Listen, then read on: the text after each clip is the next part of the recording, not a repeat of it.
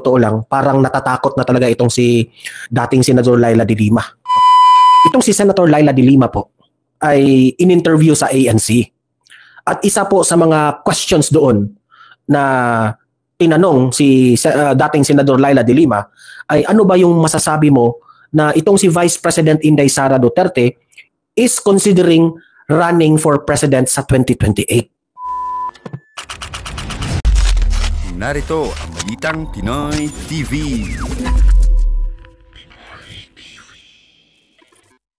And we are live ngayon sa ating YouTube channel.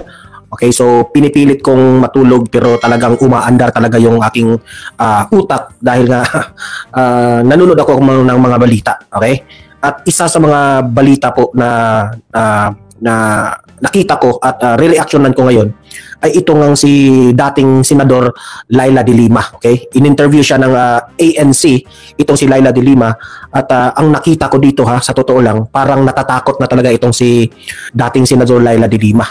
Okay? Basing sa kanyang interview, sa na-observe ko sa kanya, natatakot itong si de Lima na maibalik ito sa pwesto itong si former President Duterte at itong si Vice President Inday Sara Duterte. Okay? Yan po ang ikinatakot ni Senator Laila de Lima. Okay? Sa mga question siguro ng ANC, tinanong itong si Laila de Lima na ano ba ang pananaw mo sa sinabi ni VP Sara na VP Sara is running for president sa 2028. Okay? Kasi sinabi yan ni VP Sara na she is considering running sa 2028. Di ba? So natakot itong si Laila de Lima. Okay? So yan po ang pag-uusapan natin. I-analyze po natin yung sinasabi po ni Senator Laila de Lima. Dating Senador Laila de Lima. Okay? Sige, pero bago ang lahat bago natin ito pag-uusapan, itong sinabi nga ni Senator Laila de Lima, help me po muna na i-like muna at i-share itong video na ito para guys kakalat ito sa taong bayan. Okay, sabay-sabay nating i-like muna at i-share itong video natin, Facebook at YouTube. 1, 2, 3, go! Okay, like and share para maraming makalam. And also guys, paki-subscribe at paki-follow ito para lagi kayong updated sa mga balita na kagaya nito at ma-notify ang inyong mga cellphones kung meron tayong breaking news. Okay? So, kagaya nito, breaking news ito. So, sabay-sabay nating i-follow, i-subscribe, Facebook at YouTube. Ready? Follow, subscribe. 1, 2, 3, go! Ayan, thank you very much. So, ito na nga, pag-usapan natin Itong si Senator Laila de Lima po ay in-interview sa ANC. At isa po sa mga questions doon na tinanong si dating Senador Laila de Lima ay ano ba yung masasabi mo na itong si Vice President Inday Sara Duterte is considering running for president sa 2028. Nakita ko yung reaction ni Senator Laila de Lima Parang natakot siya. And, alam nyo naman, anong nangyari kay Senator Laila de Lima? Natakot siya. Parang nagpanik na nga siya Kasi alam ko, wag na tayong magbulahan dito Senator Laila de Lima Alam ko na alam mo na malakas pa rin ang mga Duterte.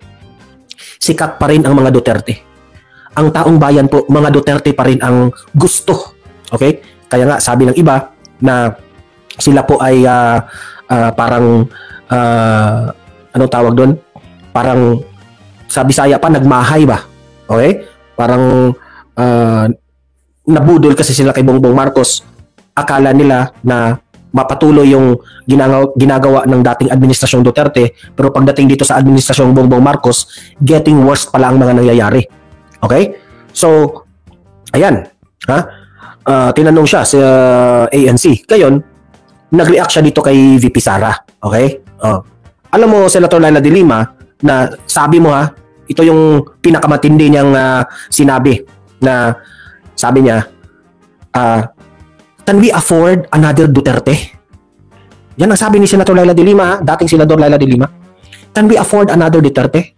Meaning to say, parang ayaw na niya talaga na meron na namang Duterte na maging presidente sa Pilipinas. Ako, naiintindihan ka namin na de Lima na ayaw mo na sa mga Duterte.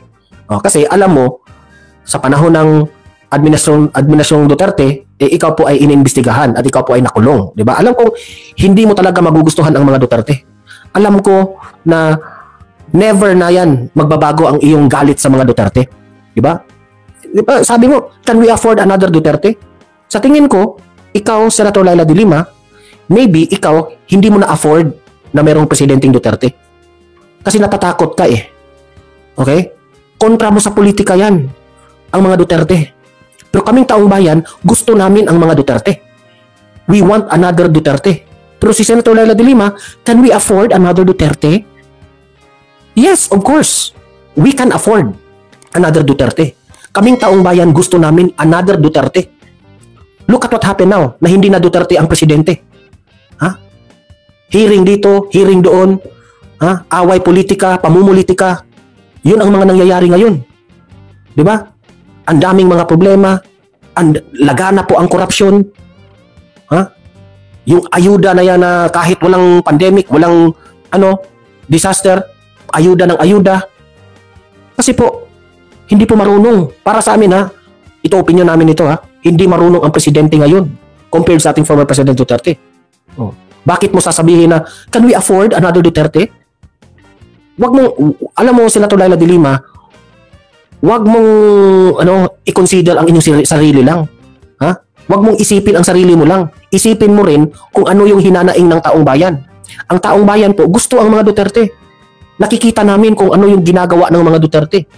Nakikita namin gaano kasinsero ang mga Duterte sa taong bayan. Ha? Nafi-feel namin na hindi corrupt ang mga Duterte. Para sa mga kalaban ng mga Duterte, corrupt ang mga Duterte. Ha? Corrupt ang mga Duterte. Confidential funds sa mga Duterte, walang ibang binabato. Pero ang tanong, may ebidensya ba kayo? Mapapatunayan nyo ba yan sa korte na itong mga Duterte may kasalanan talaga? Mapapatunayan mo ba na yung sabi nyo, magnanakaw ang mga Duterte? Mapapatunayan nyo ba na sa kanilang mga bank book or kanilang account sa bangko, merong pera doon, ninakaw nila? Patunayan nyo muna. Di ba? Patunayan nyo muna. O sabi ni Amata King, laos na si Duterte.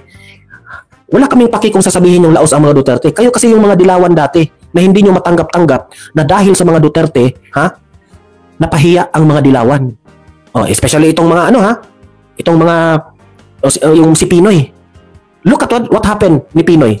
Yung Yolanda, sina Marrojas. Itong si Pinoy, kagaya rin ito ng style ng mga Marcos eh. Nung time na si Marcos ang mga nanunungkulan, wala po. Magulo ang Pilipinas. Noong mga Aquino po ang nag-take over o nag-replace sa mga Marcos, umasenso ba ang bayan? Wala. Diyan lang nag-asenso ang Pilipinas nung panahon na dumating na si Duterte. Di ba? So, sasabihin ni Senator Laila de Lima, can we afford another Duterte? Eh di syempre, kayong mga dilawan, kayong mga loyalista, talagang hindi nyo gusto ang mga Duterte. Talagang hindi nyo gusto na mapresidente si VP Sara sa 2028. Kasi alam nyo na kapag si VP Sara na ang magiging presidente ng Pilipinas, talbog lahat yung korupsyon na yan. Lahat ng mga kabalastugan itong mga politicians ngayon, tapos ang masasayang araw ninyo. Kaming taong bayan, yan na lang ang nananatiling kampi ng taong bayan, si Vice President Inday Sara Duterte. Lahat mga buaya na lahat. Sino ba nang hindi gusto kay VP Sara na maging presidente? Siyempre gusto namin. Kasi naniniwala kami, ito lang yung babae na makapag bago ng ating Pilipinas. Yan, si Kamotimoto. Good morning, Boss Donmar.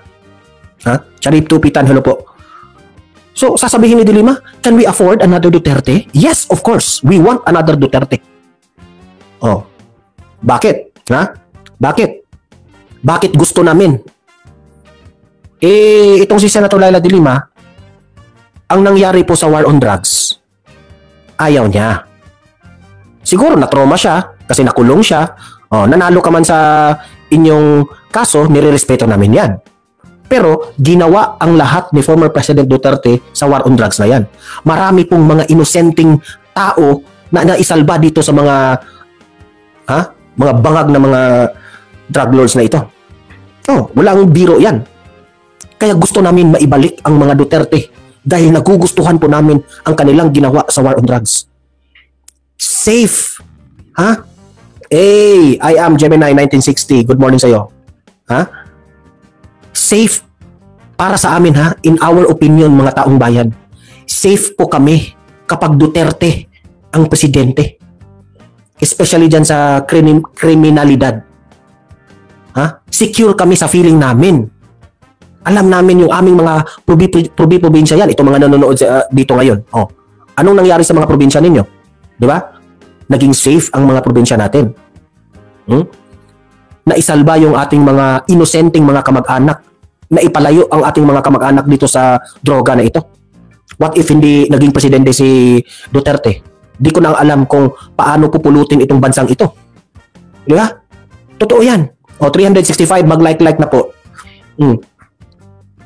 Tama, itong si Juan Bagalaksa, may political will si Tatay Digong. Imagine, gumawa pa nga siya ng ultimatum within 6 months, i-eradicate ko ang mga droga dito sa Pilipinas. Hindi man niya nagawa ng 6 months, pero at least he tried. At least nakikita mo yung effort ng mama. Nakikita natin na talagang wala na siyang pake kung makulong siya. Wala nang pake si Duterte, Si Tatay Digong, wala na siyang pake kung anong sasabihin ng ibang bansa sa atin. Basta ang gusto niya, ma-eradicate, malinis dahil mahal niya ang taong bayan. Yan ang hindi niyo maiintindihan. Tapos sasabihin niyo, can we afford another Duterte, De Lima? Of course, we want Duterte. Kitang-kita namin sa mga mata ni Duterte. Very sincere siya sa kanyang ginagawa. He is very passionate. Telma Harrington, good morning, Donmar and all viewers. Ma'am Telma, yung ating moderator, hello po. He is very passionate. Buhis-buhay ang kanyang ginagawa.